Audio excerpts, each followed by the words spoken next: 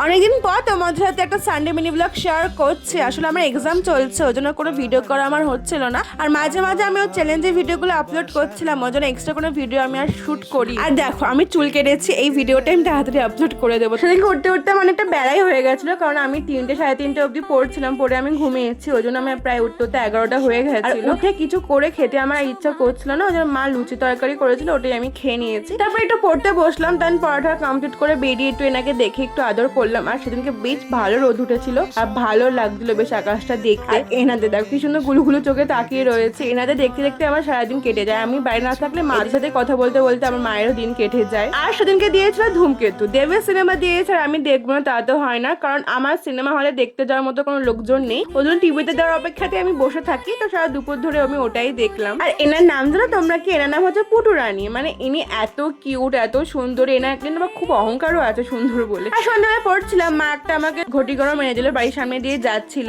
আর রাত্রিবেলা আমি আমার আর মায়ের জন্য ধনিয়া চিকেন বানালাম। আর যত দিন যাচ্ছে না বেশ ভালোই রান্নাটা করছি। যাই হোক, প্রায় সেদিনকে 3টে অবধি পড়েছে, এইভাবে সেই দিনটা কাটালাম। তো ব্যাস আজকের মতন এইটুকুনি, বাই।